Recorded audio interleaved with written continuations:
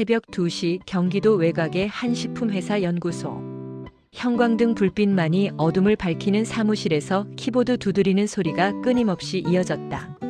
한 여성이 컴퓨터 화면을 응시한 채 손을 멈추지 않았다. 옆자리에는 또 다른 여성이 눈물을 닦으며 중얼거렸다. 선생님, 정말 죄송해요. 제가 용기가 없어서. 책상 위에는 내일 마감인 식품안전인증 보고서가 산더미처럼 쌓여 있었다. 그 순간 복도 끝에서 누군가의 발소리가 멈춰 섰다가 황급히 사라졌다. 무언가 잘못되었다는 것을 눈치챈 듯 했다. 다음 날 오전 연구소장실. 진실이 밝혀지는 순간 2명의 선배 직원이 창백한 얼굴로 서 있었다. 수십 명의 동료들이 지켜보는 가운데 누군가는 고개를 숙였고 누군가는 차가운 시선을 보냈다. 대체 무슨 일이 있었던 걸까? 평범해 보였던 이 연구소에서 무슨 일이 벌어진 것일까? 이 놀라운 반전의 전체 이야기가 궁금하시다면 잠시만 구독 버튼을 눌러주세요. 평범해 보이는 사람들의 숨겨진 이야기를 매일 전해드립니다. 알림 설정까지 해두시면 새로운 이야기를 가장 먼저 만나보실 수 있습니다. 그렇다면 이제 모든 것이 평온했던 그날로 돌아가 보겠습니다. 한 달 전에 어느 평일 저녁, 경기도 외곽의 대형 병원 복도에 한 여성이 아이의 손을 잡고 앉아 있었다. 여성의 이름은 수연.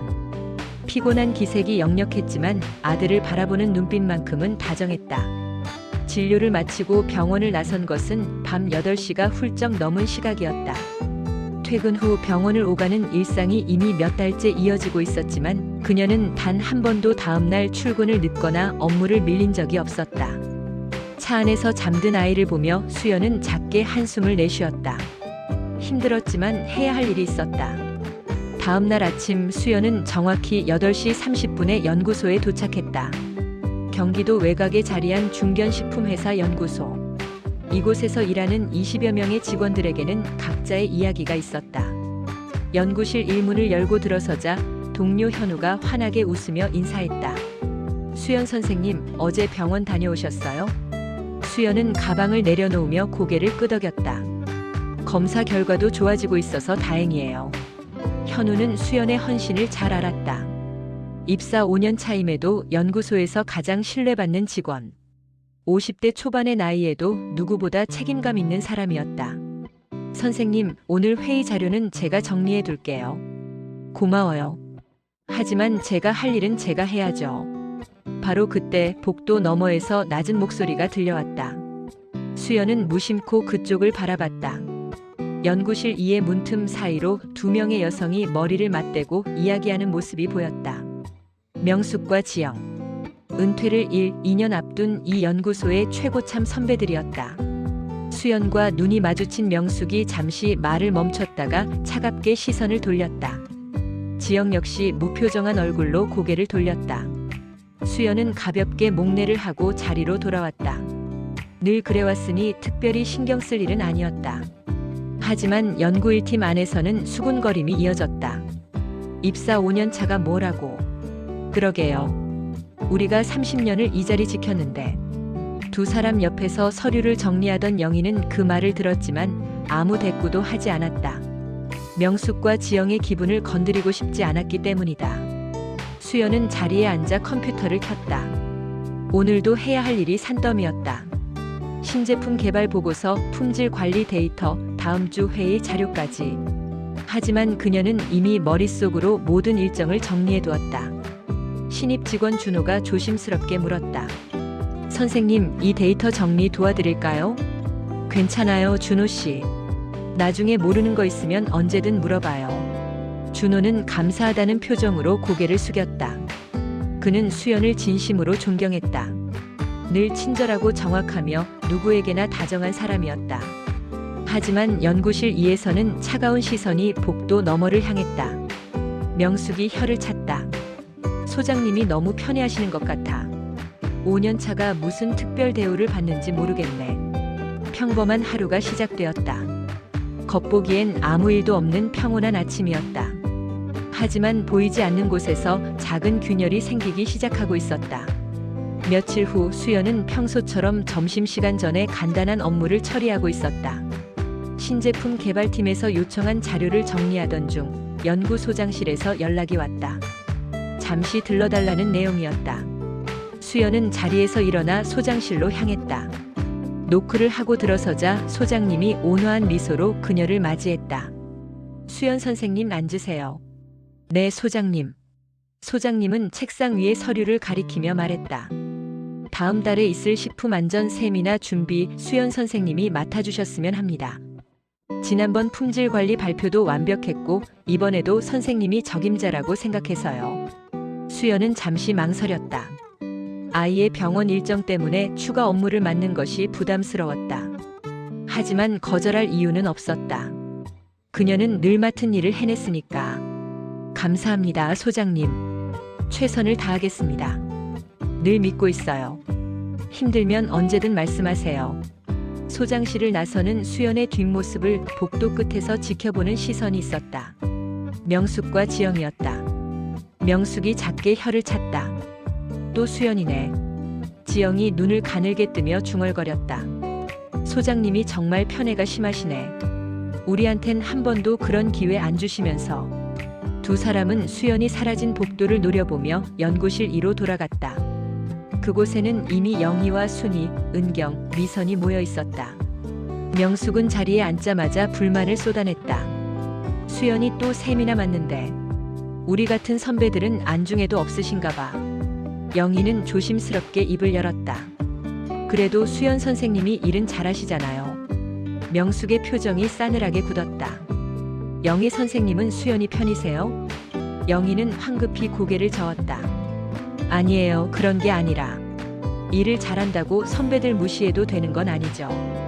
5년 차가 30년 차를 무시하는 꼴이에요. 지영이 거들었다. 맞아요. 요즘 젊은 사람들은 예의가 없어. 순이는 아무 말도 하지 않았다. 다만 고개만 끄덕일 뿐이었다. 은경과 미선도 마찬가지였다. 명숙과 지영의 분위기에 휩쓸려 동조하는 척할 수밖에 없었다.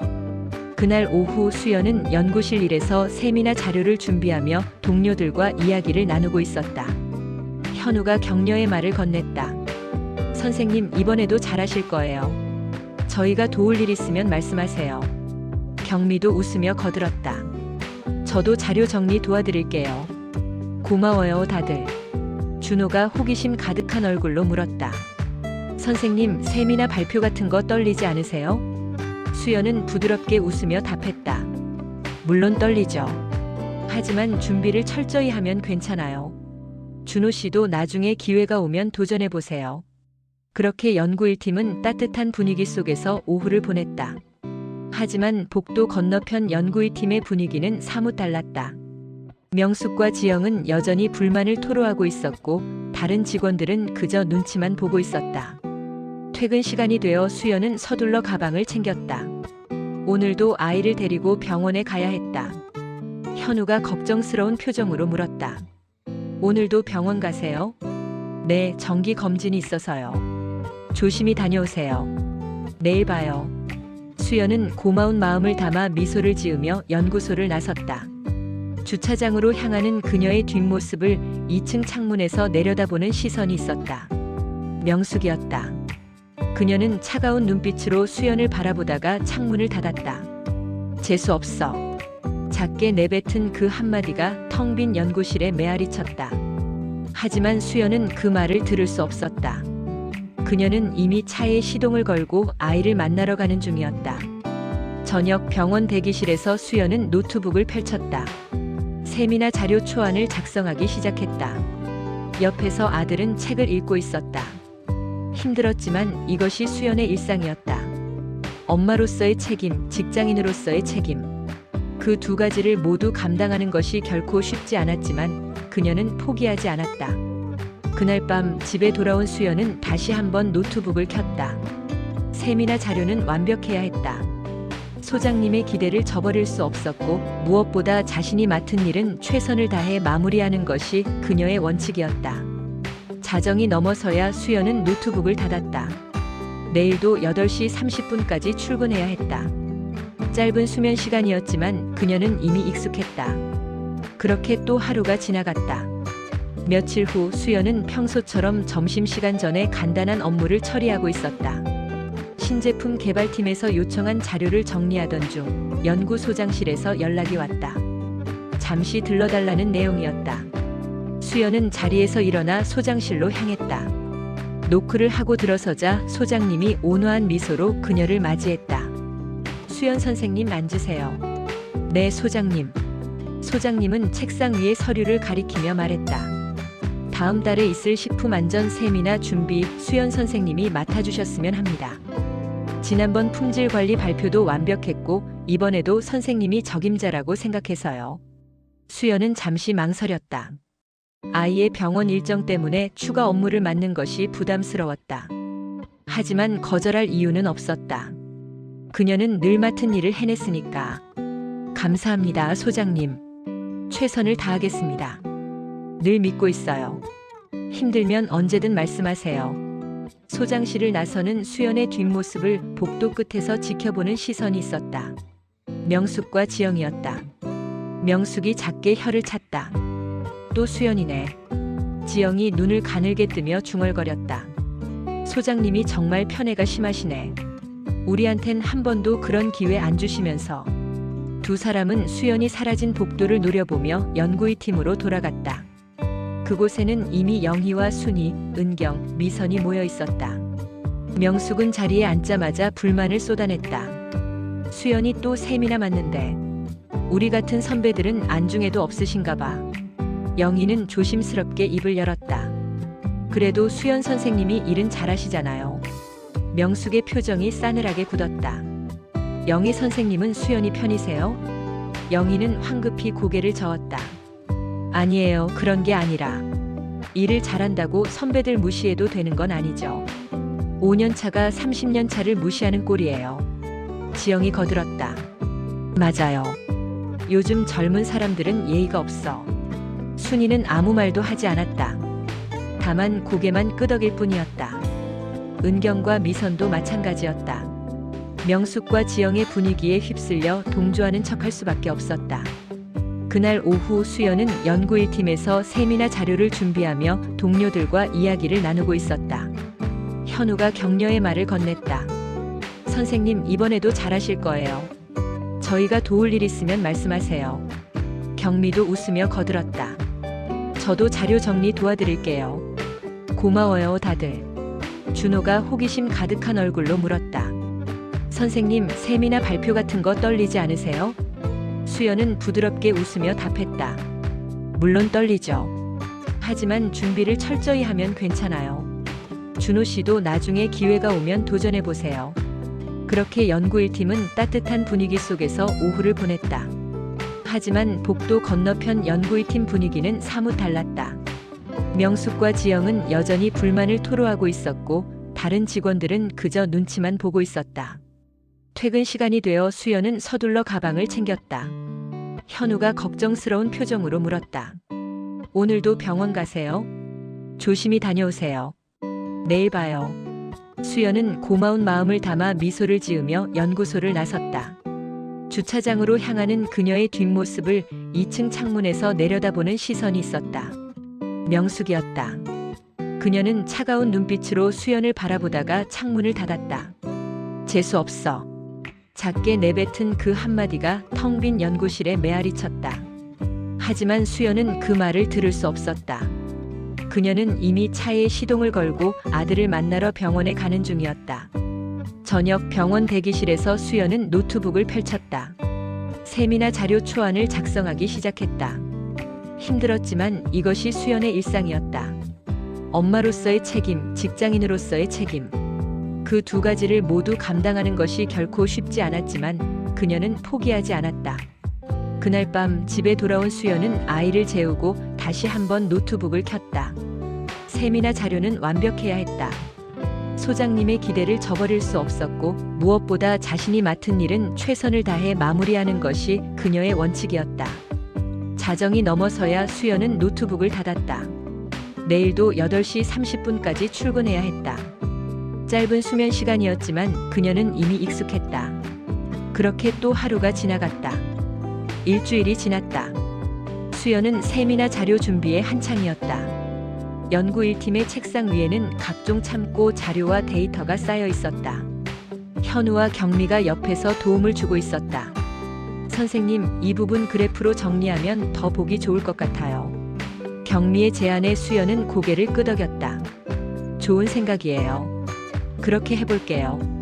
바로 그때 복도에서 큰 소리가 들려왔다. 연구위 팀에서 들려오는 목소리였다. 수연과 동료들은 무심코 그쪽을 바라봤다. 명숙의 날카로운 목소리가 복도까지 울려 퍼졌다. 도대체 이게 뭐예요? 이렇게 일을 하면 어떡해요? 누군가를 질책하는 소리였다.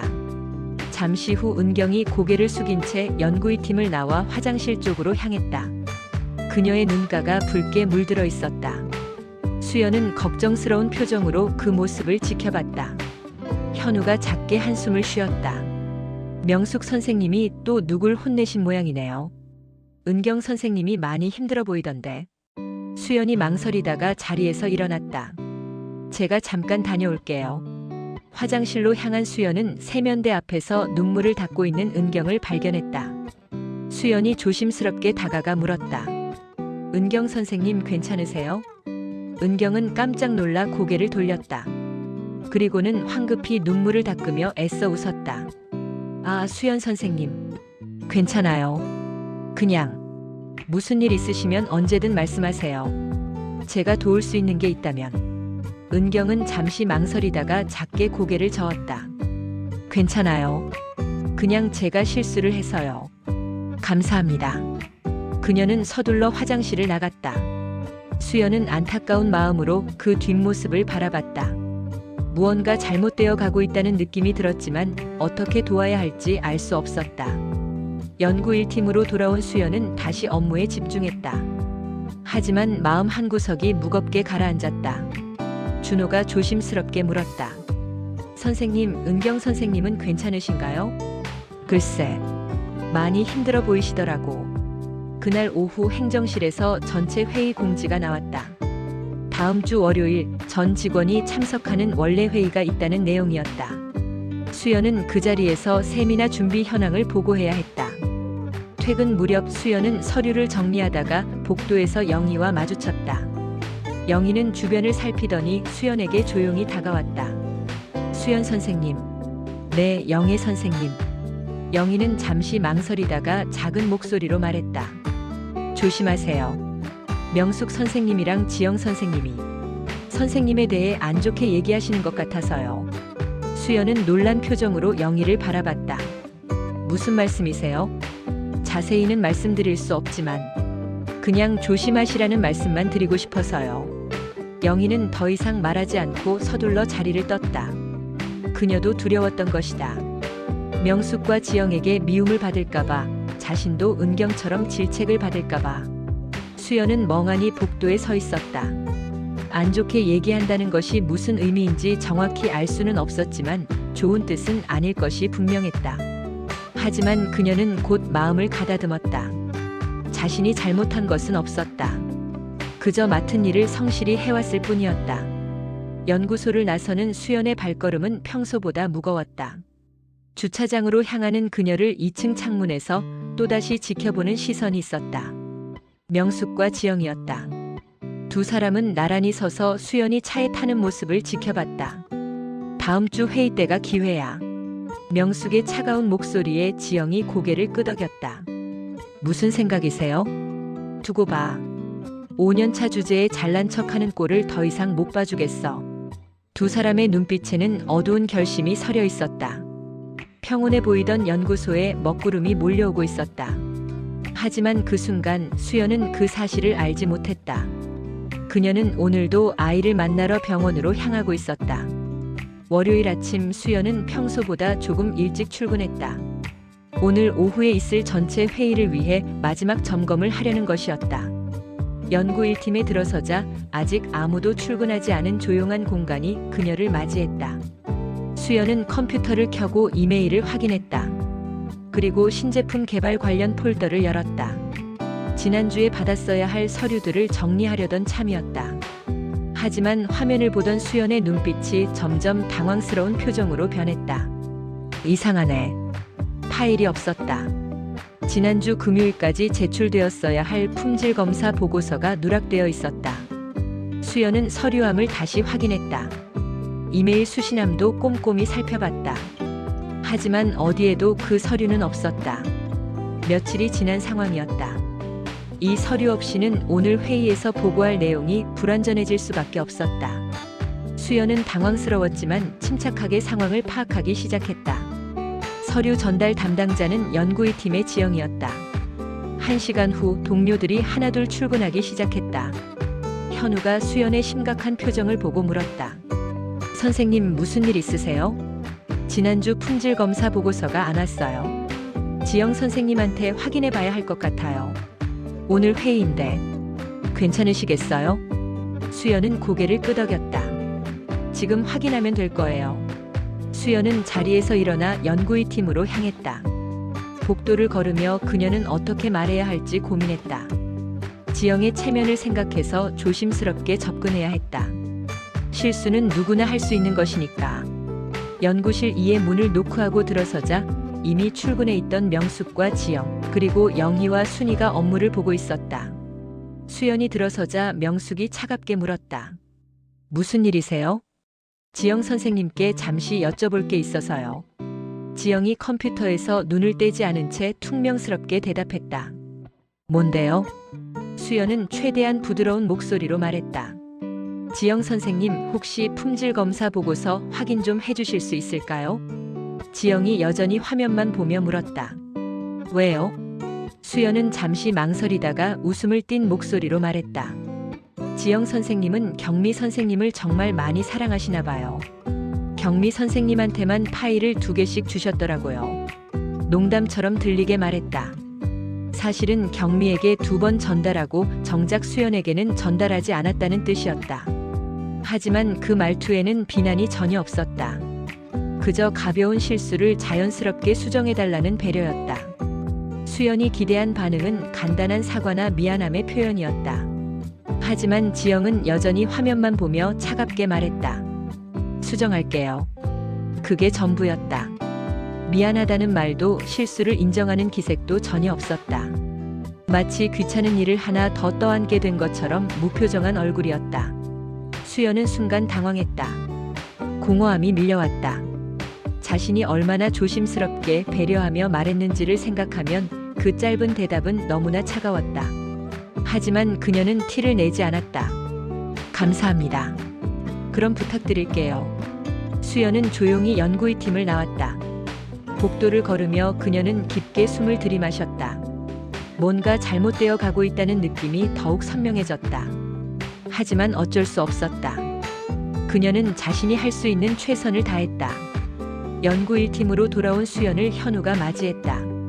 어떻게 됐어요? 수정해 주신대요. 그나마 다행이네요. 하지만 현우의 표정은 밝지 않았다. 그는 수연의 얼굴에서 뭔가 씁쓸한 기색을 읽었기 때문이다. 현우도 알고 있었다. 지영이 절대 실수를 인정하지 않는 사람이라는 것을, 사과에 얼마나 인색한 사람인지를. 선생님, 지영 선생님이 원래 그러시니까 너무 신경 쓰지 마세요. 수연은 쓸쓸하게 웃었다. 괜찮아요. 고맙다는 말 한마디면 충분했을 텐데. 뭐 어쩔 수 없죠. 한편 연구위 팀에서는 지영이 불만 가득한 표정으로 명숙에게 투덜거리고 있었다. 수연이가 와서 파일이 어쩌고 하더라고요. 제가 언제 안 줬다고. 명숙이 거들었다. 맨날 잘난 척하더니 이제 우릴 무시하는 거 아니야? 영희와 순이는 아무 말도 하지 않았다. 다만 서로 눈빛만 교환할 뿐이었다. 둘 다 알고 있었다. 지영이 실수한 것을. 하지만 그 사실을 입 밖에 낼 용기는 없었다. 오후 2시 연구소 대회의실. 20여 명의 직원들이 모두 모였다. 연구소장님이 상석에 앉았고 양옆으로 행정실 직원들과 각 연구실 직원들이 자리를 잡았다. 수연은 연구 1팀 동료들과 함께 앉았고 건너편에는 명숙과 지영을 비롯한 연구 2팀 직원들이 자리했다. 회의가 시작되었다. 소장님이 먼저 입을 열었다. 오늘은 각 부서별 업무 현황과 다음 달 식품 안전 세미나 준비 상황을 점검하겠습니다. 먼저 행정실부터 보고해 주시죠. 행정실 지연이 간단히 보고를 마쳤다. 이어서 연구 1팀의 차례가 왔다. 소장님이 수연을 바라보며 말했다. 수연 선생님, 세미나 준비는 어떻게 되어 가나요? 수연은 침착하게 자료를 펼치며 답했다. 네, 소장님. 현재 진행 상황을 말씀드리겠습니다. 발표 자료는 80% 완성되었고 참고 데이터 수집도 거의 마무리 단계입니다. 다만 수연은 잠시 말을 멈췄다. 조심스러웠지만 사실대로 말해야 했다. 오늘 아침에 확인한 품질 검사 보고서가 제 손에 늦게 전달되어서 해당 부분은 이번 주 내로 보완할 예정입니다.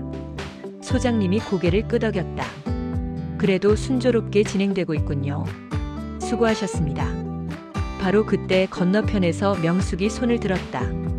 소장님, 제가 한 말씀 드려도 될까요? 소장님이 허락하자 명숙이 수연을 바라보며 물었다. 목소리는 정중했지만 그 안에 담긴 날은 분명했다. 수연 선생님, 서류가 늦게 전달되었다고 하셨는데 그건 누구 책임인가요? 회의실에 긴장감이 흘렀다. 수연은 명숙을 차분하게 바라보며 답했다. 아침에 확인했을 때 누락되어 있었어서 담당 선생님께 말씀드렸습니다. 지금은 정상적으로 전달받았습니다. 명숙이 추궁하듯 다시 물었다. 그럼 담당자가 실수한 거네요? 수연은 잠시 침묵했다. 지영을 직접 지목할 수도 있었다. 하지만 그녀는 그렇게 하지 않았다. 실수는 누구나 할 수 있습니다. 중요한 건 지금 문제가 해결되었다는 거죠. 명숙이 코웃음을 쳤다. 그런 식으로 넘어가면 또 실수가 반복되는 거 아닌가요? 소장님이 끼어들었다. 명숙 선생님, 이미 해결된 문제입니다. 더 이상 논의할 필요는 없겠습니다. 다음 안건으로 넘어가죠. 명숙은 불만스러운 표정으로 자리에 앉았다. 하지만 그녀의 눈빛은 여전히 수연을 향해 있었다. 옆에 앉은 지영도 마찬가지였다. 두 사람은 수연이 자신들을 공개적으로 망신 주려 했지만 결국 실패했다고 생각했다. 회의가 끝난 후 수연은 동료들과 함께 연구실로 돌아왔다. 현우가 걱정스러운 표정으로 말했다. 명숙 선생님이 너무하시는 거 아니에요? 괜히 선생님을 곤란하게 만들려고. 경미도 거들었다. 그러게요. 해결된 일을 왜 자꾸 들춰내는 건지. 수연은 쓸쓸하게 웃으며 말했다. 괜찮아요. 제가 지영 선생님을 지목하지 않아서 그런 것 같아요. 준호가 이해할 수 없다는 표정으로 물었다. 선생님, 그냥 지영 선생님이 실수했다고 말씀하시면 됐잖아요. 왜 그러셨어요? 수연은 잠시 생각하다가 답했다. 그 사람들 앞에서 누군가를 지목하는 건 그 사람의 체면을 깎아내리는 일이니까요. 저는 그렇게 하고 싶지 않았어요. 현우가 한숨을 쉬었다. 선생님은 너무 착하세요. 그분들은 선생님 배려를 알아주지도 않는데. 알아주지 않아도 괜찮아요. 적어도 제 마음은 편하니까요. 하지만 연구위 팀의 분위기는 전혀 달랐다. 명숙이 화난 목소리로 중얼거렸다. 수연이가 회의에서 우릴 망신 주려고 했어. 서류 늦게 전달되었다고 소장님 앞에서. 지영도 동조했다. 맞아요. 명확하게 말하지 않은 것처럼 보이지만 사실은 우릴 비난한 거예요. 영희가 조심스럽게 입을 열었다. 하지만 수연 선생님은 명확하게 누구 책임이라고 말하지 않으셨잖아요. 명숙이 날카롭게 쏘아붙였다. 그게 더 비겁한 거예요. 직접 말할 용기도 없으면서 은근슬쩍 넌지시 풍기는 거지. 순이도 아무 말도 하지 못했다. 명숙과 지영의 해석은 완전히 왜곡되어 있었지만 그 누구도 진실을 말할 용기가 없었다. 그날 저녁 수연은 평소보다 늦게 퇴근했다. 회의에서 부족했던 부분을 보완하느라 시간이 걸렸기 때문이다. 연구소를 나서며 그녀는 하늘을 올려다봤다. 어둠이 내려앉고 있었다. 오늘 회의에서의 일들이 머릿속을 맴돌았다.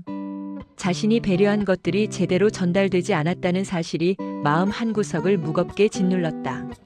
하지만 수연은 자신의 선택을 후회하지 않았다. 다른 사람을 공개적으로 망신 주는 것보다 자신의 품위를 지키는 것이 더 중요했으니까. 차에 시동을 걸며 수연은 작게 한숨을 내쉬었다. 내일도 모레도 그녀는 같은 선택을 할 것이다. 그것이 수연이 수연답게 사는 방법이었다. 며칠이 지났다. 회의 이후 연구소의 분위기는 미묘하게 변해 있었다. 복도에서 수연과 마주치면 인사를 건네던 연구위팀 직원들이 이제는 고개만 까딱하거나 아예 눈을 피했다. 수연은 그 변화를 느꼈지만 애써 신경 쓰지 않으려 했다. 어느 날 오후 수연은 복사실에서 셈이나 자료를 출력하고 있었다. 복사기 소리에 가려져 복도에서 들려오는 대화 소리를 처음엔 듣지 못했다. 하지만 점점 가까워지는 목소리가 귀에 들어왔다. 명숙과 순이었다. 수연이가 요즘 너무 잘난 척하는 것 같지 않아요? 명숙의 목소리였다. 수연은 손을 멈췄다. 글쎄요. 저는 잘 모르겠는데요. 순이의 목소리는 조심스러웠다. 모른다니요? 회의 때 봤잖아요. 우리 실수를 소장님 앞에서 들춰내려고 한 거. 겉으론 배려하는 척하면서 뒤로는 칼 꽂는 사람이에요. 그래도 순이 선생님도 조심하세요. 다음엔 선생님이 당할 수도 있어요. 두 사람의 발소리가 멀어졌다. 복사실에 홀로 남은 수연은 복사기 앞에 그대로 서 있었다. 가슴 한구석이 서늘하게 식어갔다. 자신이 배려한 모든 것들이 완전히 뒤틀려서 전달되고 있었다. 수연은 출력된 자료를 들고 연구실로 돌아왔다. 하지만 일에 집중할 수가 없었다. 현우가 그녀의 표정을 보고 걱정스럽게 물었다. 선생님 괜찮으세요? 안색이 안 좋으신데. 아니에요. 괜찮아요. 하지만 목소리에는 힘이 없었다. 수연은 컴퓨터 화면을 바라보며 생각에 잠겼다. 어떻게 해야 할까? 대체 자신이 무엇을 잘못한 걸까? 그저 맡은 일을 성실히 했을 뿐인데 왜 이렇게 되어야 하는 걸까? 그날 저녁 수연이 퇴근 준비를 하는데 누군가 조용히 다가왔다. 영희였다. 그녀는 주변을 살피더니 작은 목소리로 말했다. 수연 선생님, 잠깐 밖에서 얘기 좀 할 수 있을까요? 두 사람은 연구소 뒤편의 작은 벤치로 향했다. 해가 지고 있었다. 영희는 한참을 망설이다가 입을 열었다. 선생님, 제가 비겁한 사람인 건 알아요. 하지만 그래도 이 말은 꼭 드려야 할 것 같아서. 무슨 말씀이세요? 명숙 선생님이랑 지영 선생님이 선생님에 대해 안 좋은 이야기를 많이 하고 계세요. 우리한테도 선생님 편 들지 말라고 하시고. 수연은 이미 알고 있었지만 직접 듣는 것은 또 다른 충격이었다. 그래서 다들 저를 피하는 거였군요. 영희가 고개를 숙였다. 죄송해요. 저도 용기가 없어서. 명숙 선생님 앞에서는 아무 말도 못해요. 은경이도 미선이도 마찬가지고요. 다들 선생님이 잘못한 게 없다는 걸 알아요. 하지만 괜찮아요. 이해해요. 수연은 영희의 손을 가볍게 잡아주었다. 영희 선생님도 힘드시죠? 그분들 눈치 보시느라. 영희의 눈가에 눈물이 맺혔다. 선생님은 왜 그렇게 착하세요? 저라면 진작에 싸웠을 거예요. 싸운다고 해결될까요? 오히려 더 힘들어질 것 같아요. 영희는 한참을 말없이 앉아 있다가 조용히 말했다. 선생님 힘내세요. 제가 할 수 있는 건 많지 않지만 선생님 편이에요. 고마워요. 두 사람은 어둠이 내린 연구소 뒤편에서 잠시 침묵 속에 앉아 있었다. 멀리서 귀뚜라미 소리가 들려왔다. 영희가 먼저 일어서며 말했다. 저 먼저 갈게요. 오래 있으면 또 수상하게 볼 테니까. 조심히 가세요. 영희가 떠난 후 수연은 혼자 벤치에 앉아 하늘을 올려다봤다. 별이 하나둘 떠오르고 있었다. 마음은 무거웠지만 그래도 영희의 말이 작은 위로가 되었다. 적어도 자신의 진심을 알아주는 사람이 있다는 것. 그것만으로도 감사했다. 다음 날 수연은 평소처럼 출근했다.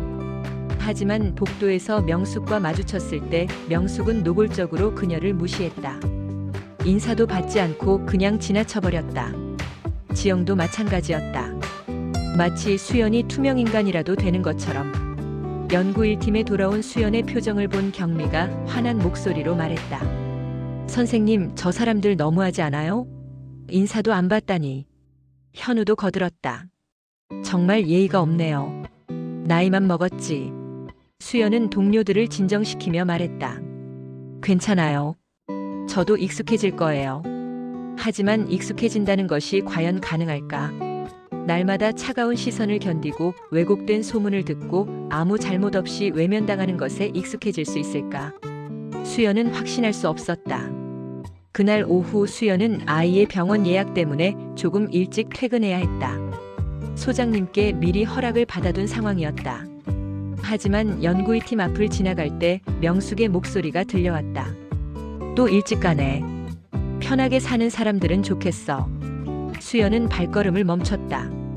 돌아가서 말하고 싶었다. 자신이 얼마나 힘든지, 아픈 아이를 돌보며 얼마나 애쓰고 있는지. 하지만 그녀는 그러지 않았다. 말해봤자 소용없을 것을 알았기 때문이다. 주차장으로 향하는 수연의 뒷모습은 평소보다 조금 더 구부정해 보였다. 무거운 짐을 혼자 짊어진 사람처럼. 일주일이 더 지났다. 연구소의 분위기는 점점 더 냉랭해지고 있었다. 명숙과 지영은 이제 공공연하게 수연을 배척했고 그 영향은 연구실 이 전체로 퍼져나갔다. 은경과 미선은 복도에서 수연을 마주치면 황급히 시선을 피했고 심지어 점심시간에도 수연이 있는 테이블을 피하는 모습이 역력했다.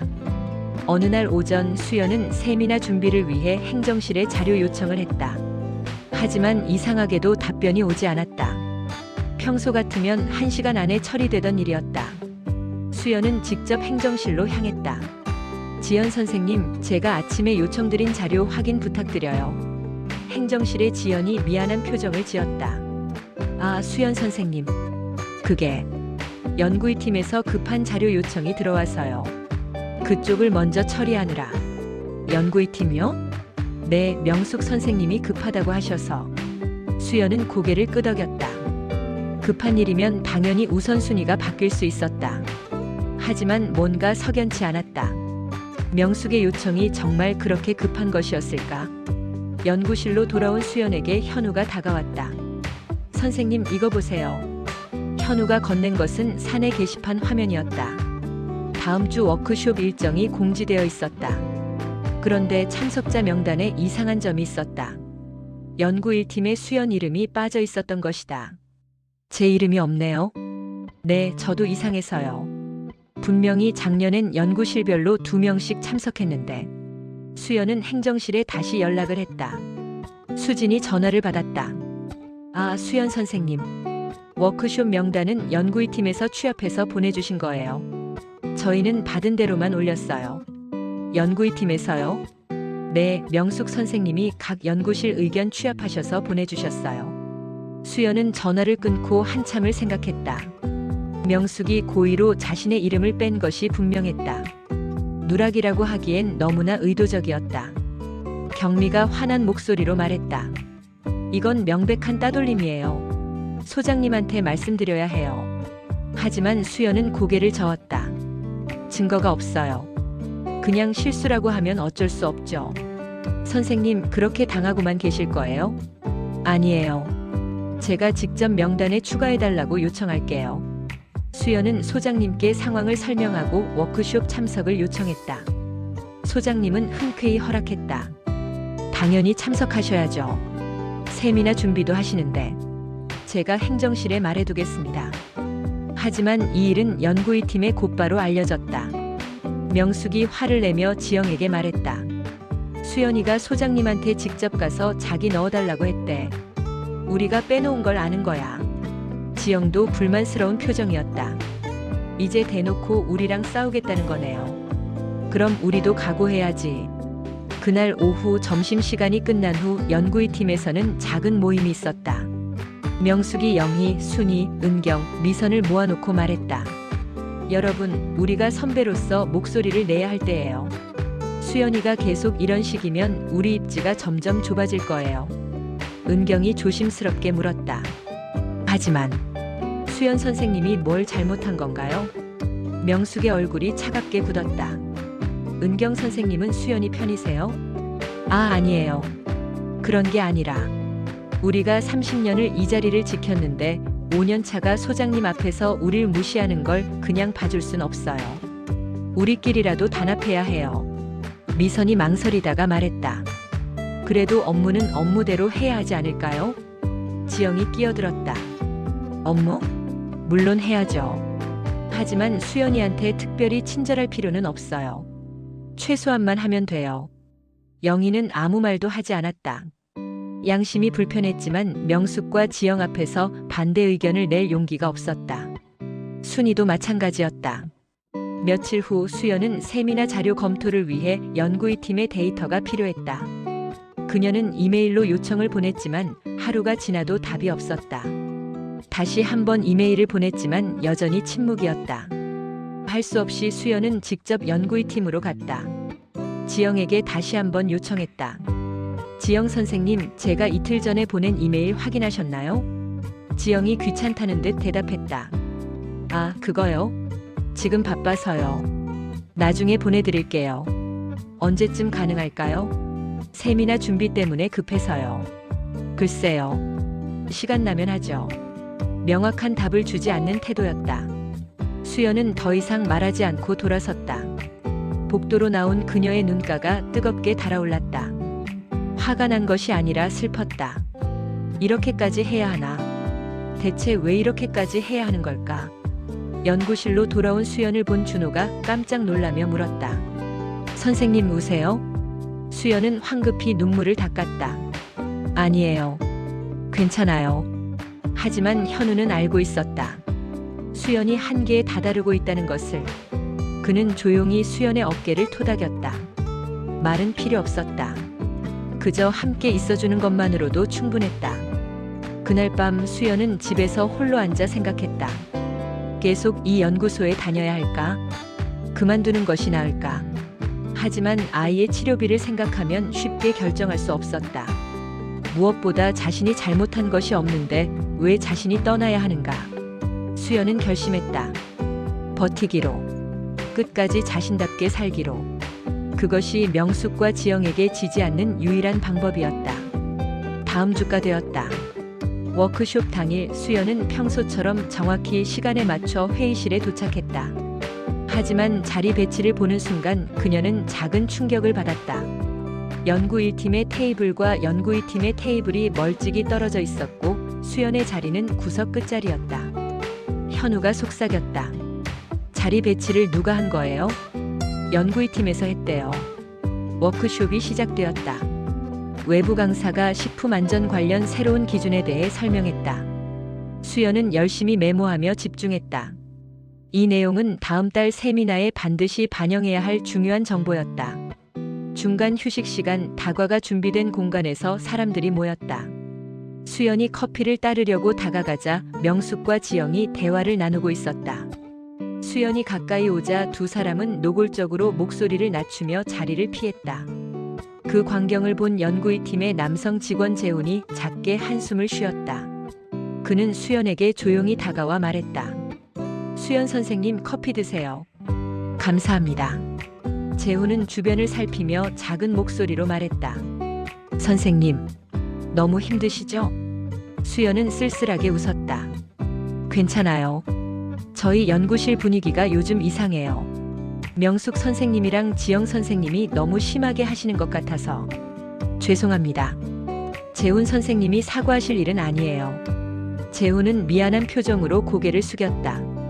그도 알고 있었다. 자신이 더 적극적으로 나서야 한다는 것을. 하지만 조직 내 위계와 분위기 때문에 쉽지 않았다.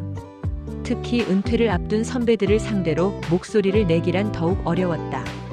워크숍이 끝나고 연구소로 돌아온 후 수연은 세미나 자료에 새로운 내용을 반영하느라 늦은 시간까지 남았다. 대부분의 직원들이 퇴근한 조용한 연구실에서 그녀는 묵묵히 일을 했다. 밤 8시가 넘어 수연이 연구소를 나서려는데 소장실에 불이 켜져 있었다. 소장님도 아직 계신 것 같았다.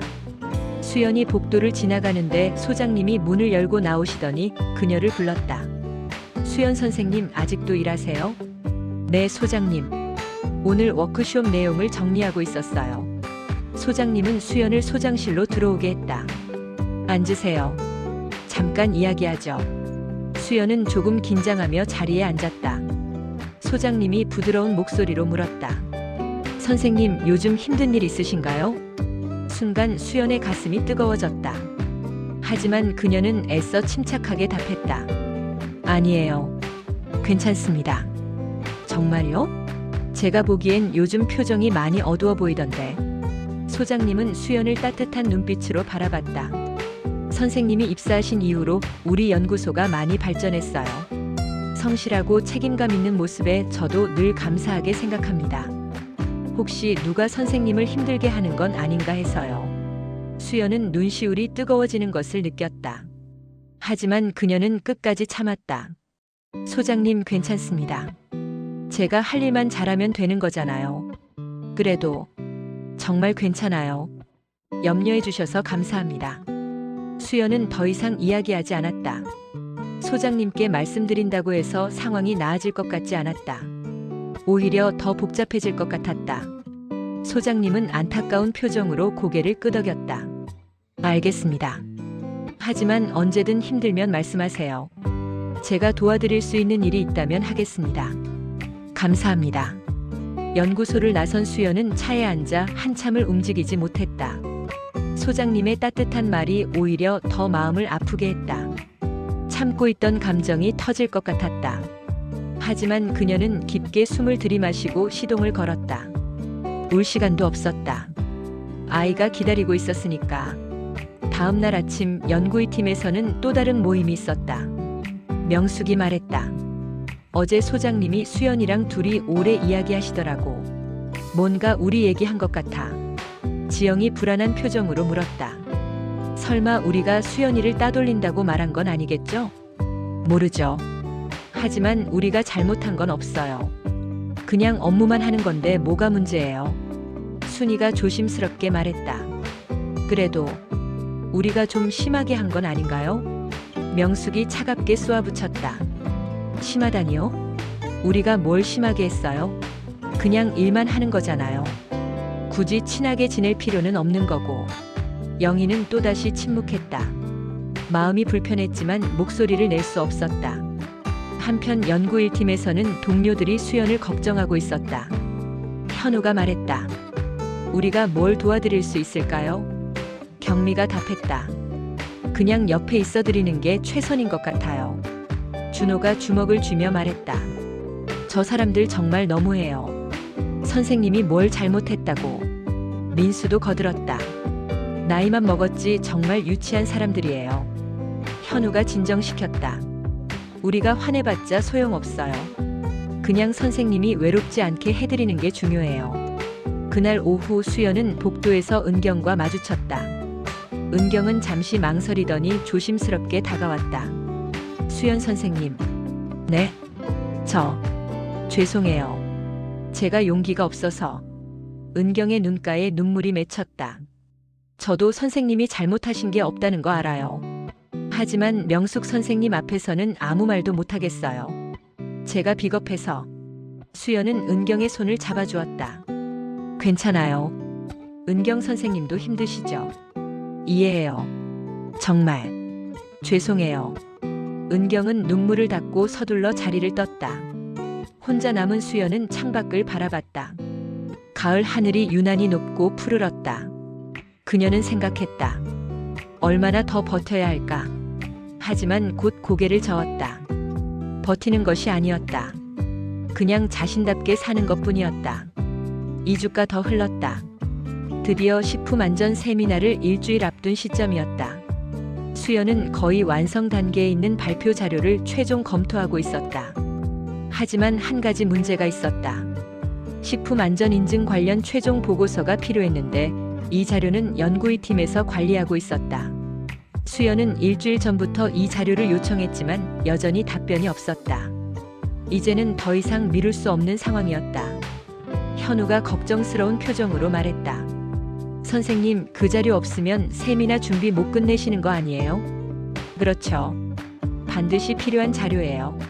직접 가서 다시 요청하세요. 수연은 고개를 끄덕이고 연구위 팀로 향했다. 문을 열고 들어서니 명숙과 지영, 그리고 영희가 있었다. 수연이 입을 열었다.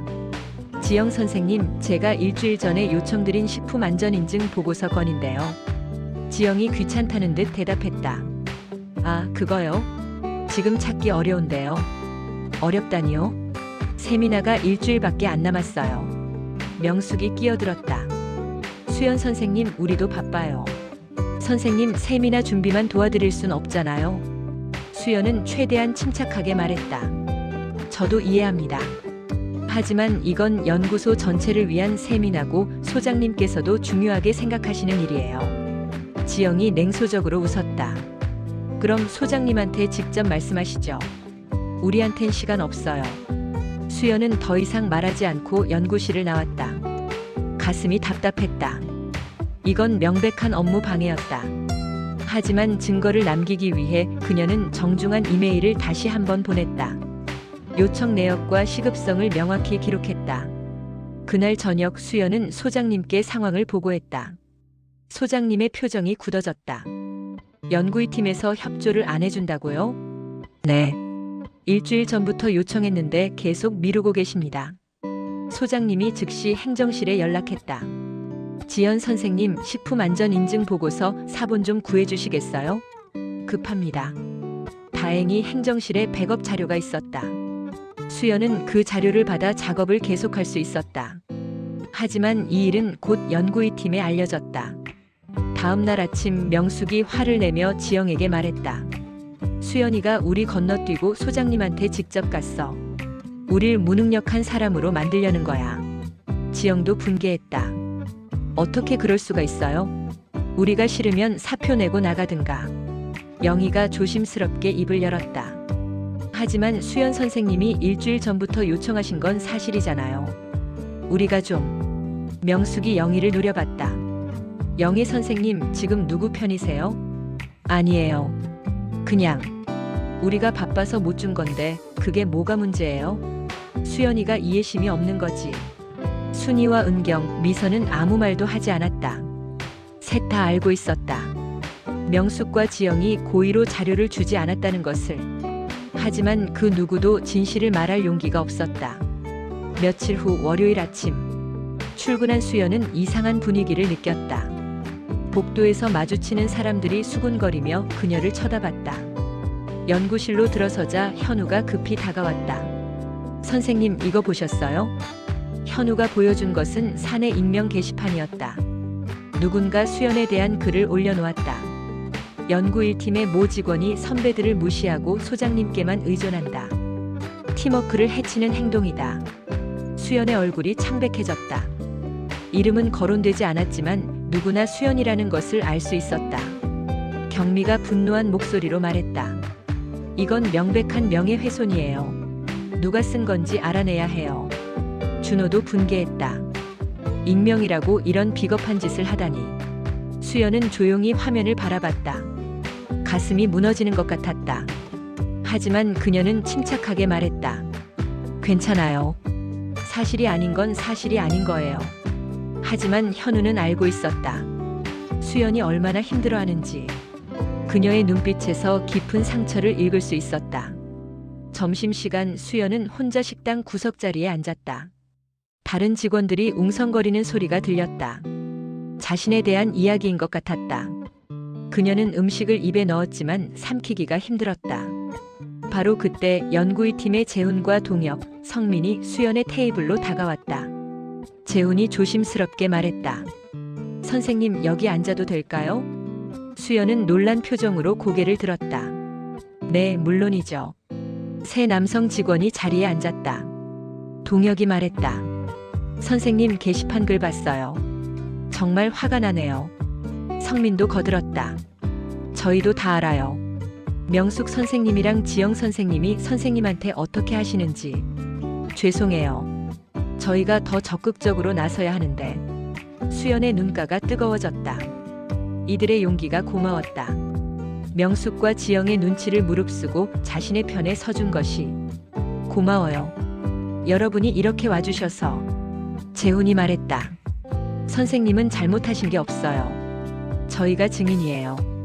그날 오후 소장님이 전 직원 회의를 소집했다. 회의실에 모인 직원들 사이로 긴장감이 흘렀다. 소장님이 엄숙한 표정으로 입을 열었다. 오늘 아침 익명 게시판에 올라온 글에 대해 이야기하겠습니다. 명숙과 지영의 얼굴이 미묘하게 변했다. 소장님이 회의실을 둘러보며 침착하게 말을 이었다. 우리 연구소는 상호 존중과 협력을 기반으로 운영되어 왔습니다. 하지만 최근 들어 그 원칙이 흔들리고 있다는 보고를 받았습니다. 명숙이 불안한 표정으로 지영을 쳐다봤다. 소장님이 계속 말했다. 특정 직원에 대한 비방이 익명 게시판에 올라왔습니다. 이름은 거론되지 않았지만 누구를 지칭하는지 모두가 알 수 있는 내용이었죠. 저는 이런 비겁한 행위를 용납할 수 없습니다. 회의실이 조용해졌다. 소장님이 서류를 펼쳤다. 그래서 지난 한 달간의 업무 협조 내역을 조사했습니다. 명숙의 얼굴이 창백해졌다. 소장님이 화면에 자료를 띄웠다. 이메일 기록들이었다. 수연 선생님이 지난 한 달간 연구위 팀에 보낸 업무 요청 이메일입니다. 총 15건. 그중 제때 처리된 건은 단 3건 뿐이었습니다. 소장님의 목소리에 힘이 실렸다. 특히 식품안전인증 보고서의 경우 일주일 전부터 요청했음에도 3이나 사흘 전까지 전달되지 않았습니다. 이건 단순한 업무 지연이 아닙니다. 명백한 업무 방해입니다. 지영이 황급히 변명했다. 소장님, 저희도 바빴어요. 일부러 안 준 게 아니라. 소장님이 지영의 말을 끊었다. 바빴다고요? 그렇다면 왜 같은 기간 다른 직원들의 요청은 이틀 안에 모두 처리하셨나요? 증거가 명확했다. 연구일 팀의 다른 직원들, 행정실, 그리고 연구일 팀의 남성 직원들 요청은 신속하게 처리되었다. 오직 수연의 요청만 계속 지연되었다. 명숙이 목소리를 높였다. 하지만 수연 선생님이 우릴 무시하고 소장님한테 직접 가서. 소장님의 표정이 차갑게 변했다. 명숙 선생님, 정상적인 업무 요청을 일주일이나 무시당한 직원이 상급자에게 보고하는 것은 당연한 절차입니다. 그걸 무시라고 표현하시는 건 적절하지 않습니다. 명숙은 입을 다물었다. 소장님이 다시 화면을 넘겼다. 또한 워크숍 참석자 명단에서 수연 선생님의 이름이 빠진 건에 대해서도 확인했습니다. 명단 작성을 담당하신 명숙 선생님, 설명해 주시겠습니까? 그건 실수였어요. 실수라고 하기엔 너무 의도적입니다. 연구 1팀의 다른 직원들은 모두 포함되어 있었으니까요. 회의실 안의 공기가 무겁게 가라앉았다. 재훈이 손을 들었다. 소장님, 제가 말씀드려도 될까요? 말씀하세요. 저는 연구 2팀 소속이지만 명숙 선생님과 지영 선생님이 수연 선생님에 대해 부정적인 말씀을 자주 하시는 걸 들었습니다. 그리고 다른 직원들에게도 수연 선생님과 거리를 두라고 하셨습니다. 동혁도 거들었다. 저도 들었습니다. 수연 선생님이 잘못하신 게 없는데도 불구하고요. 영희가 용기를 내어 일어났다. 그녀의 목소리는 떨렸지만 분명했다. 저도 증언하겠습니다. 명숙 선생님과 지영 선생님이 저희에게 수연 선생님 편 들지 말라고 하셨어요. 그리고 수연 선생님에 대해 안 좋은 소문을 퍼뜨리셨습니다. 순이도 천천히 일어났다. 저도 마찬가지입니다. 저희는 두려워서 말씀드리지 못했습니다. 은경과 미선도 고개를 끄덕였다. 명숙과 지영의 얼굴이 새하얗게 질렸다. 자신들이 그토록 통제하려 했던 직원들이 하나둘 진실을 말하기 시작한 것이다. 소장님이 수연을 바라봤다. 수연 선생님, 이 상황에 대해 하실 말씀 있으신가요? 수연은 잠시 침묵했다. 모든 사람의 시선이 그녀에게 쏠렸다. 그녀는 천천히 입을 열었다. 소장님, 그리고 동료 여러분. 저는 누구를 비난하고 싶지 않습니다. 명숙과 지영이 놀란 표정으로 수연을 바라봤다. 지난 한 달은 제게 힘든 시간이었습니다. 하지만 그 과정에서 저는 많은 것을 배웠습니다. 저를 지지해 주신 동료들의 소중함도, 침묵 속에서도 양심의 가책을 느끼셨던 분들의 용기도 모두 감사하게 생각합니다. 수연은 명숙과 지영을 바라보며 말을 이었다. 명숙 선생님, 지영 선생님. 저는 두 분을 미워하지 않습니다. 아마 두 분도 나름의 이유가 있으셨겠죠. 다만 앞으로는 서로 존중하며 일할 수 있기를 바랍니다. 회의실이 조용했다. 수연의 품위 있는 태도에 많은 사람들이 숙연해졌다. 심지어 명숙과 지영도 할 말을 잃었다. 소장님이 엄숙하게 말했다. 명숙 선생님, 지영 선생님. 두 분의 행동은 직장 내 괴롭힘에 해당합니다. 정식으로 경고 조치하겠습니다. 그리고 앞으로 이런 일이 재발한다면 더 강력한 조치를 취하겠습니다. 명숙과 지영은 아무 말도 하지 못했다. 변명할 여지가 없었다. 증거도 명확했고 증언도 쏟아졌다. 수연 선생님께는 사과드립니다. 제가 더 일찍 알아차렸어야 했는데 선생님이 혼자 힘들어하셨네요. 수연은 고개를 저었다. 아니에요, 소장님. 괜찮습니다. 회의가 끝난 후 사람들이 하나둘 자리를 떠났다. 명숙과 지영은 고개를 숙인 채 회의실을 나갔다. 그들의 뒷모습은 초라해 보였다. 복도에서 현우가 수연을 꼭 안아주었다. 선생님 정말 대단하세요. 끝까지 품위를 잃지 않으셨어요. 경미도 눈물을 글썽이며 말했다. 선생님이 비난하지 않으셔서 저희가 더 감동받았어요. 준호가 물었다. 선생님 정말 화 안 나세요? 저 같으면. 수연은 부드럽게 웃었다. 화를 낸다고 해서 뭐가 달라질까요? 저는 그저 제가 지켜온 방식대로 산 것뿐이에요. 그날 저녁 수연은 평소보다 한결 가벼운 마음으로 연구소를 나섰다. 주차장으로 향하는 그녀의 발걸음은 더 이상 무겁지 않았다. 진실은 결국 밝혀졌고 자신의 품위는 끝까지 지켰다. 차에 시동을 걸며 수연은 창밖을 바라봤다. 석양이 아름답게 물들어 있었다. 그녀는 작게 미소 지었다. 힘든 시간이었지만 버텨냈다. 자신답게. 회의 이후 일주일이 지났다. 연구소의 분위기는 완전히 달라져 있었다. 명숙과 지영은 더 이상 누구에게도 지시하거나 선동하지 못했다. 아침에 출근해도 인사를 받지 못하는 경우가 많았다. 점심시간에는 그들이 앉은 테이블이 비어 있었다. 어느 날 오전 명숙이 복도에서 영희와 마주쳤다. 명숙이 말을 걸려고 했지만 영희는 짧게 목례만 하고 지나갔다. 예전처럼 명숙의 눈치를 보지 않았다. 영희는 자유로워졌다. 연구위 팀 안에서도 변화가 있었다. 은경이 조용히 명숙에게 다가가 말했다. 명숙 선생님, 저 이제 솔직하게 살고 싶어요. 선생님 눈치 보면서 사는 게 너무 힘들었어요. 명숙은 아무 말도 하지 못했다. 은경은 더 이상 예전의 소심한 은경이 아니었다. 회의에서 진실을 말한 이후 그녀는 변했다. 지영도 마찬가지였다. 업무 요청을 해도 다른 직원들이 최소한만 응대했다. 친절함은 사라졌다. 그들이 그동안 다른 사람들에게 했던 방식 그대로였다. 점심시간 식당에서 명숙과 지영은 구석 테이블에 나란히 앉아 있었다. 주변 테이블들은 사람들로 가득했지만 그들의 테이블만 비어 있었다. 지영이 작게 한숨을 쉬며 말했다. 이게 우리가 만든 결과네요. 명숙은 아무 대답도 하지 않았다. 그녀도 알고 있었다. 자신들이 뿌린 씨앗이 이런 결과를 만들었다는 것을. 한편 연구 1팀은 활기가 넘쳤다. 드디어 식품안전 세미나 당일이 되었다. 수연은 이른 아침부터 최종 점검을 했다. 현우와 경미, 준호와 민수가 모두 도와주었다. 선생님 완벽해요. 잘하실 거예요. 현우의 격려에 수연은 미소를 지었다. 고마워요, 여러분. 여러분이 있어서 여기까지 올 수 있었어요.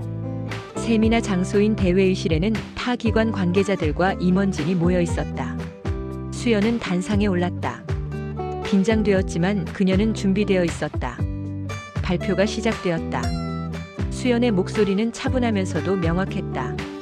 최신 식품 안전 기준에 대한 설명, 연구소의 대응 방안, 향후 계획까지 모든 내용이 체계적으로 정리되어 있었다. 워크숍에서 배운 내용도 완벽하게 반영되어 있었다. 발표가 끝나자 박수가 터져 나왔다. 소장님이 환하게 웃으며 고개를 끄덕였다. 외부 관계자들도 만족스러운 표정이었다. 수연 선생님 훌륭한 발표였습니다. 한 임원이 다가와 악수를 청했다. 이런 수준의 자료를 준비하시느라 고생 많으셨겠어요. 수연은 겸손하게 답했다. 감사합니다. 많은 분들의 도움이 있었습니다. 세미나가 끝난 후 동료들이 수연을 둘러싸고 축하했다. 재훈과 동혁, 성민도 다가왔다. 선생님 정말 멋있었어요. 심지어 행정실의 지연과 수진, 아영도 축하 인사를 전했다.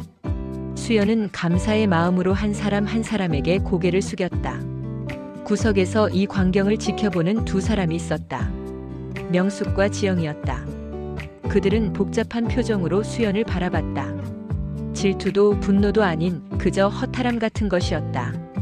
만약 그들이 수연을 방해하지 않고 협력했다면 어땠을까? 만약 그들이 질투 대신 격려를 선택했다면. 하지만 이제 와서 후회해도 소용없었다. 그들은 스스로 선택한 길의 끝에 서 있었다.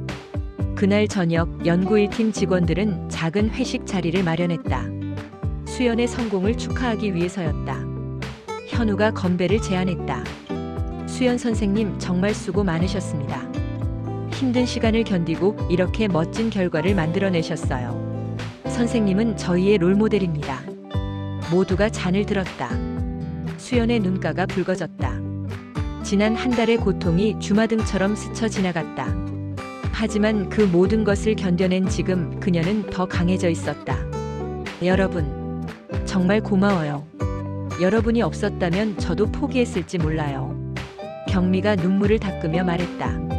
선생님이 저희한테 보여주신 게 너무 많아요. 어떤 상황에서도 품위를 지키는 것, 비난하지 않는 것, 자기 길을 묵묵히 가는 것. 준호도 거들었다. 저도 나중에 선생님처럼 살고 싶어요. 그날 밤 집으로 돌아온 수연은 아이의 잠든 얼굴을 바라봤다. 아이의 병세도 많이 호전되어 있었다. 모든 것이 제자리를 찾아가고 있었다. 수연은 창밖을 바라보며 생각했다. 다정함은 약함이 아니었다. 배려는 손해가 아니었다. 품위를 지키는 것은 지는 것이 아니었다. 그것들은 모두 자신을 지키는 가장 강력한 무기였다. 그리고 그녀는 증명했다. 끝까지 자신답게 사는 것이야말로 진정한 승리라는 것을. 세미나가 끝나고 한 달이 지났다. 연구소는 새로운 균형을 찾아가고 있었다. 명숙과 지영은 여전히 조용했다. 더 이상 누구를 선동하거나 방해하지 않았다. 그들은 그저 자신의 일만 했다. 어느 날 오전 수연이 복도를 걷다가 명숙과 마주쳤다. 명숙은 잠시 멈칫하더니 어색하게 고개를 숙였다.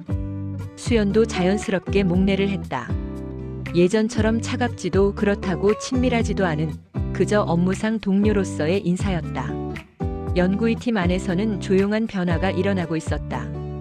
어느 날 지영이 영희에게 다가가 작은 목소리로 말했다. 영희 선생님, 제가 너무 심했죠? 영희는 놀란 표정으로 지영을 바라봤다. 지영이 사과를 한다니. 지영이 계속 말했다. 제가 제 실수를 인정하기가 너무 힘들었어요. 30년을 여기서 일했는데 5년 차한테 지는 것 같아서. 영희는 침묵했다. 무어라 대답해야 할지 몰랐다. 지영이 쓸쓸하게 웃었다. 결국 제가 진 거네요. 수연 선생님한테가 아니라 제 자신한테. 지영은 더 이상 말하지 않고 자리로 돌아갔다. 영희는 그 뒷모습을 바라보며 복잡한 심경이었다. 지영도 사람이었다. 후회도 하고 반성도 할 줄 아는. 며칠 후 수연은 퇴근길의 주차장에서 명숙을 다시 마주쳤다. 명숙이 차 시동을 걸지 못하고 당황해하고 있었다. 수연은 잠시 망설이다가 다가갔다. 명숙 선생님 무슨 문제 있으세요? 명숙은 놀라 고개를 돌렸다. 수연이었다. 자신이 그토록 괴롭혔던 사람이 지금 도와주겠다고 다가온 것이다. 아, 배터리가 나간 것 같아요. 제가 점프 스타트 케이블 가지고 있어요.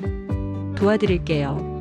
수연은 자신의 차에서 케이블을 꺼내와 명숙의 차와 연결했다. 시동이 걸렸다.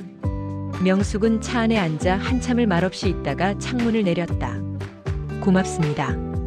그 짧은 말 속에는 미안함과 부끄러움이 담겨 있었다. 수연은 부드럽게 웃었다. 별 말씀을요. 조심히 가세요. 명숙의 차가 주차장을 빠져나가는 것을 보며 수연은 생각했다. 용서라는 것이 꼭 말로 하는 것만은 아니구나.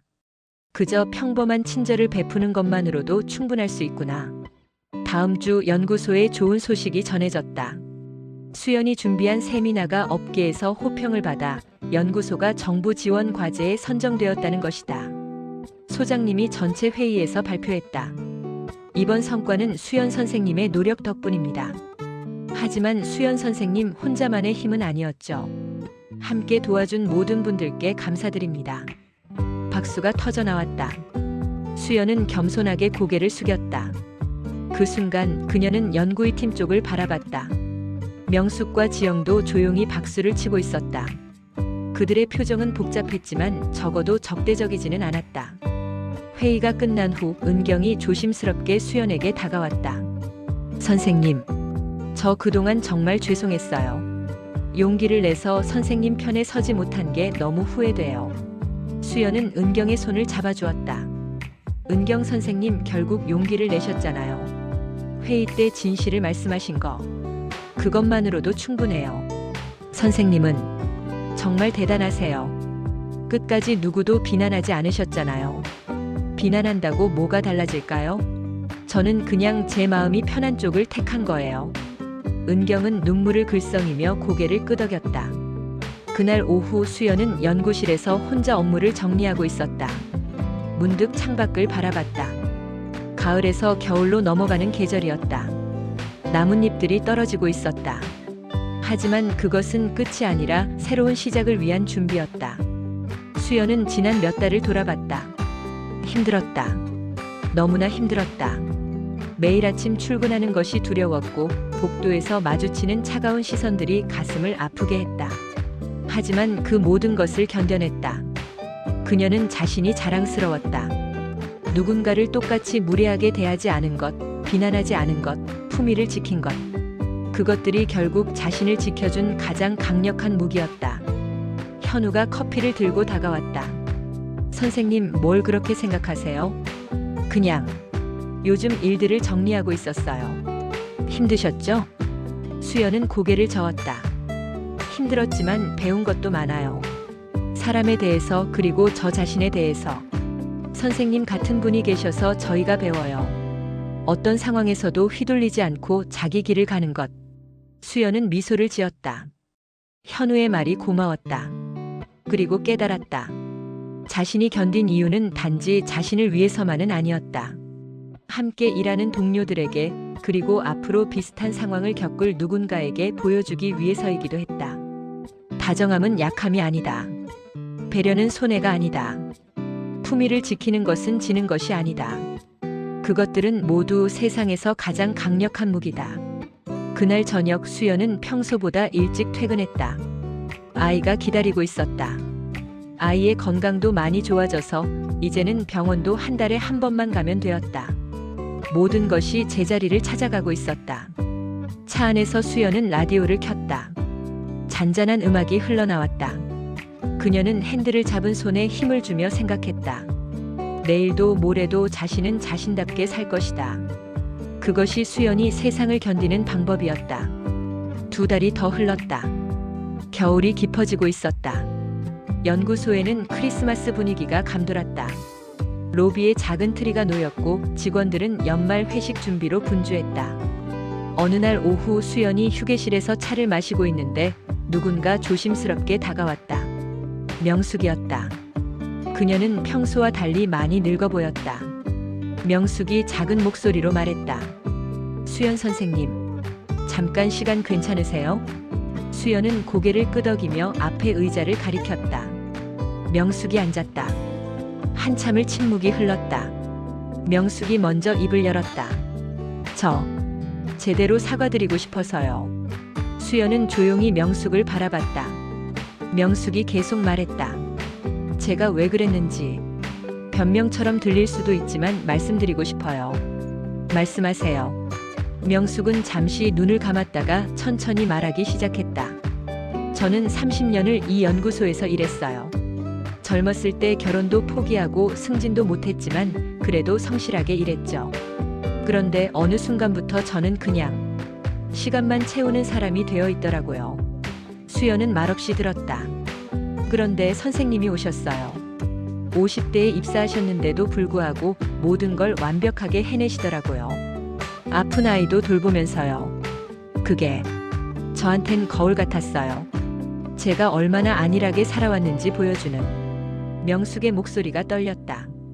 그래서 화가 났어요. 선생님한테가 아니라 제 자신한테. 하지만 저는 그 화를 선생님한테 돌렸어요. 선생님을 괴롭히면, 선생님이 무너지면 제가 조금이라도 나아 보일 것 같았어요. 수연은 명숙의 고백을 조용히 들었다. 명숙이 눈물을 닦았다. 정말 죄송해요. 선생님한테 너무 잔인했어요. 그리고 제가 깨달은 건 결국 제가 가장 비겁한 사람이었다는 거예요. 수연은 한참을 침묵했다. 그리고 천천히 입을 열었다. 명숙 선생님, 고백해 주셔서 감사해요. 솔직히 힘들었어요. 정말 많이. 명숙이 고개를 더 숙였다. 하지만 이제는 이해해요. 선생님도 힘드셨구나. 30년을 여기서 일하시면서 인정받지 못하고 그저 시간만 채우는 사람이 된 것 같은 느낌. 그게 얼마나 외로웠을까요? 명숙이 놀라 고개를 들었다. 수연이 부드럽게 웃었다. 저는 선생님을 미워하지 않아요. 용서한다는 말이 거창하게 들릴 수도 있지만 그냥 이제는 괜찮아요. 명숙의 눈에서 눈물이 흘러내렸다. 그녀는 한참을 울다가 고개를 숙였다. 감사합니다. 선생님이 이렇게까지 대해주실 줄은. 명숙 선생님, 은퇴까지 얼마 안 남으셨죠? 6개월 남았어요. 그 6개월 후회 없이 보내세요. 여전히 선생님은 이 연구소의 선배고 많은 경험을 가지신 분이에요. 명숙은 더 이상 말하지 못했다. 그저 고개를 숙인 채 눈물만 닦았다. 잠시 후 그녀가 일어섰다. 선생님, 정말 감사해요. 그리고 죄송해요. 명숙이 휴게실을 나간 후 수연은 창밖을 바라봤다. 눈이 내리고 있었다. 하얀 눈이 세상을 덮어가고 있었다. 마치 모든 상처를 덮어주는 것처럼. 다음 날 연구소 전체 회식이 있었다. 식당에는 모든 직원들이 모였다. 소장님이 건배사를 했다. 올 한 해도 수고 많으셨습니다. 특히 어려운 상황에서도 서로를 이해하고 배려하려 노력해 주신 모든 분들께 감사드립니다. 사람들이 잔을 들었다. 수연은 주변을 둘러봤다. 연구 1팀의 동료들 재훈과 동혁과 성민, 영희와 순이와 은경과 미선, 그리고 멀리 구석에 앉아있는 명숙과 지영. 식사가 끝날 무렵 영희가 용기를 내어 수연에게 다가왔다. 선생님, 제가 오늘 용기를 내서 하고 싶은 말이 있어요. 뭔데요? 저 그동안 비겁했어요. 진실을 알면서도 침묵했어요. 하지만 선생님 보면서 배웠어요. 용기를 내는 게 얼마나 중요한지. 영희의 목소리가 떨렸다. 이제라도 당당하게 살고 싶어요. 선생님처럼요. 수연은 영희의 손을 잡아주었다. 영희 선생님, 이미 용기 내셨잖아요. 회의 때 진실을 말씀하신 거. 그게 시작이에요. 그날 밤 집으로 돌아온 수연은 거울 앞에 섰다. 거울 속에 자신을 바라봤다. 몇 달 전보다 조금 더 지쳐 보였지만 눈빛만은 더 단단해져 있었다. 그녀는 스스로에게 말했다. 수고했어. 정말 잘 견뎠어. 그리고 깨달았다. 다정함이라는 이름의 방패는 단지 다른 사람을 위한 것이 아니었다. 그것은 자신을 지키고 자신을 사랑하는 가장 강력한 방법이었다. 베풀었던 모든 친절이, 참았던 모든 순간이, 지켰던 모든 품위가 결국은 자신을 더 단단하고 아름다운 사람으로 만들어주었다. 수연은 작게 미소 지었다. 내일도 그리고 앞으로도 그녀는 같은 방식으로 살 것이다. 그것이 수연이 세상을 견디고 세상을 이기는 방법이었다. 봄이 왔다. 연구소 앞마당에 벚꽃이 피기 시작했다. 명숙의 은퇴가 한 달 앞으로 다가왔고 지영도 석 달 후면 정년이었다. 연구소는 그들의 은퇴를 준비하고 있었다. 어느 날 점심시간 식당에서 명숙이 수연에게 다가왔다. 예전처럼 어색하지 않았다. 명숙이 자리에 앉으며 물었다. 수연 선생님, 옆자리 괜찮을까요? 물론이죠. 두 사람은 나란히 앉아 식사를 했다. 침묵이 흘렀지만 불편한 침묵은 아니었다. 명숙이 먼저 입을 열었다. 제가 은퇴하면 뭐하고 살아야 할까요? 수연은 명숙을 바라봤다. 명숙의 얼굴에는 두려움이 어려 있었다. 30년을 여기서만 살았는데 이제 뭘 해야 할지 모르겠어요. 수연이 부드럽게 말했다. 명숙 선생님이 정말 하고 싶었던 일을 찾으시면 어떨까요? 30년간 미뤄왔던 것들이요. 하고 싶었던 일이라. 명숙이 잠시 생각하더니 쓸쓸하게 웃었다. 있긴 해요. 옛날에 제과 제빵을 배우고 싶었거든요. 하지만 집안 사정 때문에 바로 취직했죠. 그럼 이제 배우시면 되잖아요. 이 나이에요? 수연이 고개를 끄덕였다. 50대 초반에 새로운 직장에 입사한 사람도 있는데요. 나이는 핑계가 아니에요. 명숙은 수연을 바라봤다. 그 말을 할 수 있는 사람은 수연밖에 없었다. 그녀야말로 증명했으니까. 나이는 숫자일 뿐이라는 것을. 선생님 보면서 제가 얼마나 변명만 하고 살았는지 깨달았어요. 바빠서, 나이가 많아서, 힘들어서. 다 핑계였어요. 수연은 명숙의 손을 가볍게 두드렸다. 아직 늦지 않았어요.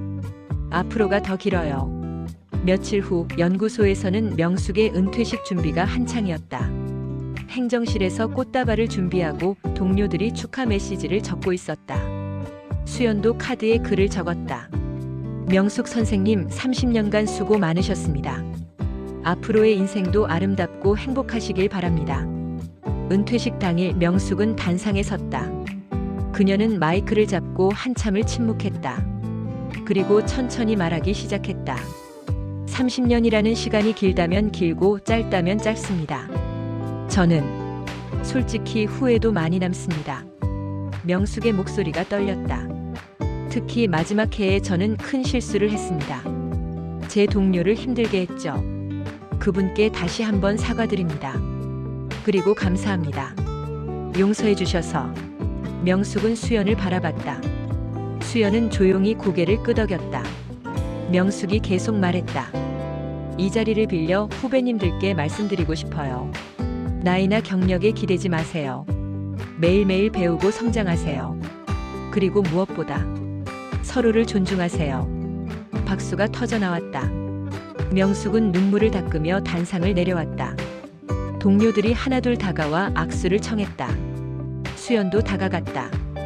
두 사람은 마주보고 섰다. 선생님, 명숙이 먼저 말했다. 하지만 더 이상 말을 잇지 못했다. 수연이 명숙을 안아주었다. 명숙은 수연의 어깨에 얼굴을 묻고 울었다. 고마워요. 정말 고마워요.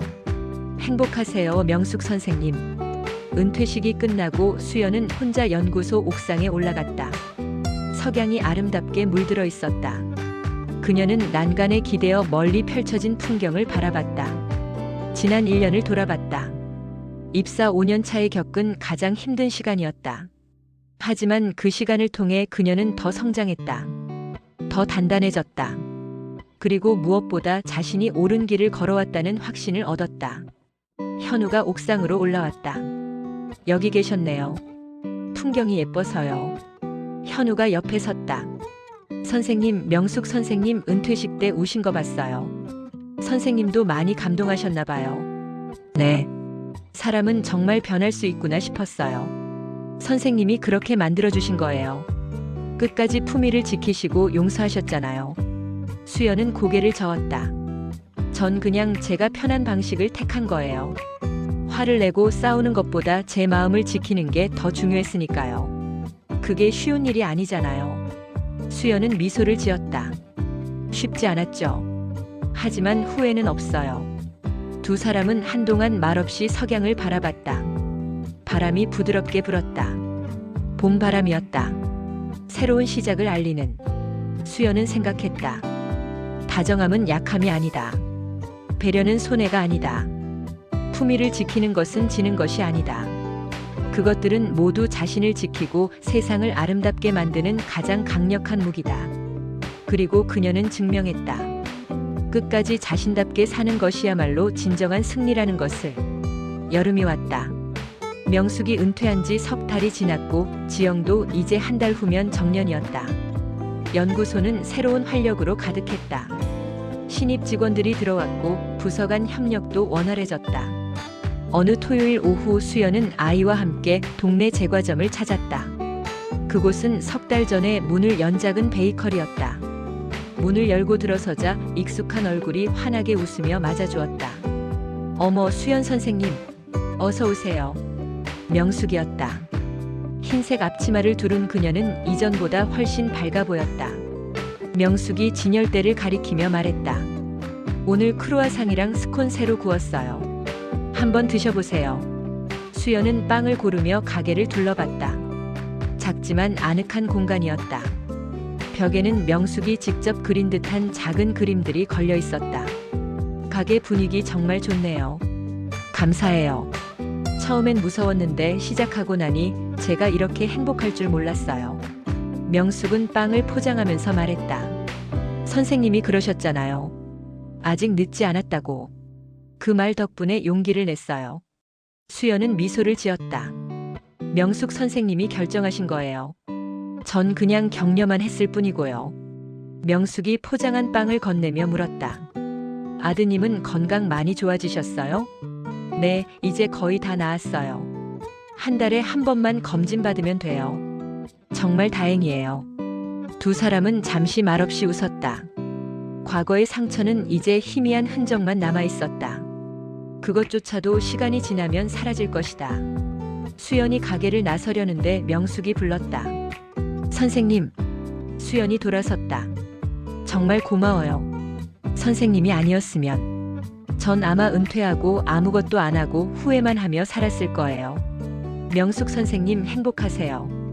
선생님도요. 빵집을 나선 수연은 아이의 손을 잡고 걸었다. 아이가 물었다. 엄마, 저 아줌마 엄마 친구예요? 수연은 잠시 생각하다가 답했다. 응, 친구야. 처음엔 좀 힘든 시간도 있었지만 이제는 친구야. 좋겠다. 친구 많으면 좋은 거지. 그렇지. 하지만 더 중요한 건 어떤 친구가 되느냐야. 무슨 뜻이에요? 수연은 아이를 바라보며 말했다. 다른 사람한테 친절하고 따뜻한 사람이 되는 거. 그게 가장 중요한 거야. 월요일 아침 수연은 평소처럼 정확히 8시 30분에 연구소에 도착했다. 연구실로 들어서니 현우와 경미, 준호와 민수가 이미 출근해 있었다. 선생님 좋은 아침이에요. 준호의 밝은 인사에 수연은 미소로 답했다. 경미가 커피를 건네며 말했다. 선생님, 어제 명숙 선생님 빵집 다녀오셨다며요? 소문 들었어요. 응, 정말 맛있더라. 너희도 한번 가봐. 현우가 물었다. 명숙 선생님 많이 달라지셨어요? 완전히 다른 사람 같았어. 정말 행복해 보이더라. 민수가 감탄하며 말했다. 사람이 정말 변할 수 있네요. 수연이 고개를 끄덕였다. 누구나 변할 수 있어.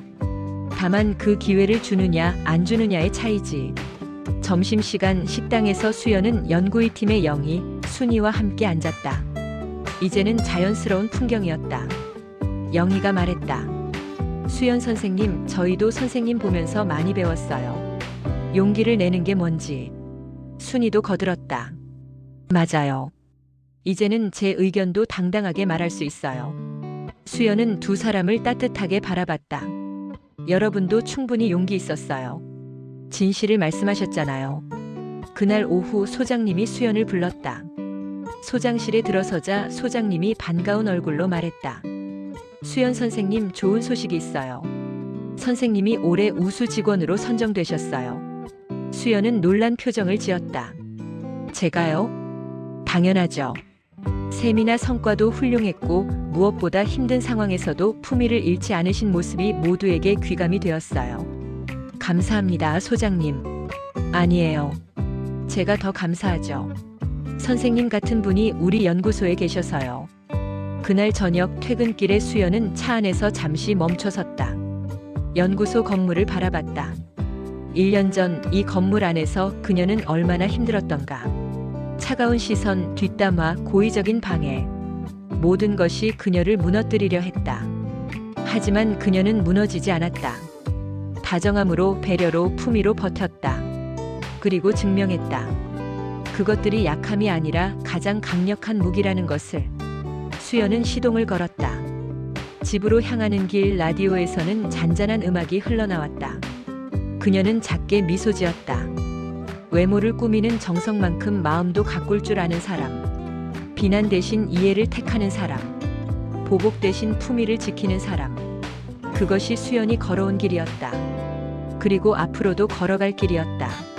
배려 없는 세상을 견뎌내는 가장 아름다운 태도. 그것은 바로 끝까지 자신답게 사는 것이었다. 수연은 창밖을 바라봤다. 석양이 도시를 물들이고 있었다. 아름다운 저녁이었다. 그녀에게는 지금 이 순간이 그리고 내일이 있었다. 그것으로 충분했다. 다정함이라는 이름의 가장 단단한 방패를 들고 수연은 오늘도 자신의 길을 걷는다. 당당하게 아름답게.